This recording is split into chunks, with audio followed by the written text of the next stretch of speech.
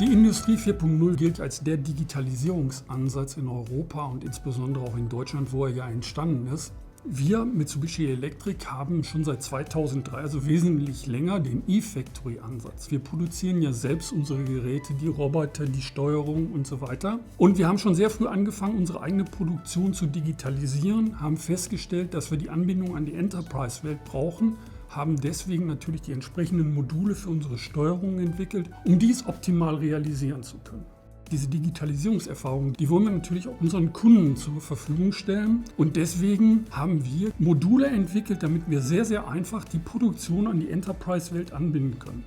Diese Module sind direkt bei uns in der Steuerung integriert, können die Daten aus der gesamten Produktion sammeln, nicht nur von Mitsubishi-Komponenten, sondern eben auch von Sensoren und Aktoren anderer Hersteller. Aber auch SPS-Systeme anderer Hersteller können wir mit anbinden, um dann möglichst einfach die Informationen vorverarbeitet in die Enterprise-Welt, in die Cloud bringen können.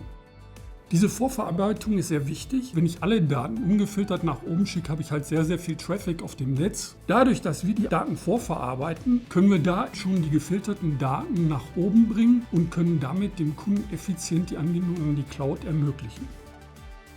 Wenn wir jetzt eine schnelle Produktion haben, wo zum Beispiel Kaffeekapseln gefertigt werden, dann können wir in Echtzeit analysieren, ob diese Kaffeekapseln dicht sind oder nicht und können sofort innerhalb von Millisekunden reagieren.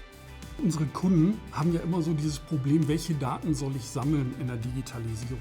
Und die meisten haben dann diese Vorstellung, sie müssen mit Industrie 4.0 direkt ganz groß anfangen. Aber den eigentlichen Return of Investment bekommt man dadurch, dass man in kleinen Schritten anfängt.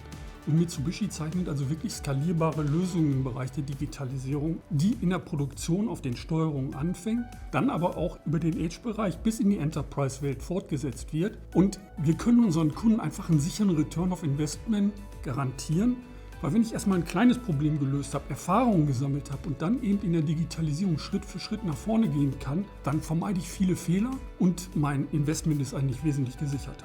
Mitsubishi Electric hat ja einen ganz eigenen Approach, wie man mit künstlicher Intelligenz umgeht. Der heißt bei uns MISAT, Mitsubishi Artificial Intelligence State-of-the-Art Software. Dieser Ansatz zeichnet sich besonders dadurch aus, dass wir eben sehr wenig Rechenleistung brauchen und können deswegen diese Lösung bei uns in die Produkte direkt einbringen. Sei es jetzt im Roboter für die vorbeugende Wartung, sei es im Servo Motion, wo ich die Parameter automatisch einstelle, aber eben auch bei der Analyse von komplexen Regelungen, die ich dann im Edge-Bereich über MISAT sofort analysieren kann und dem Kunden sofort mitteilen kann, wenn Optimierungsbedarf oder Fehler auftreten.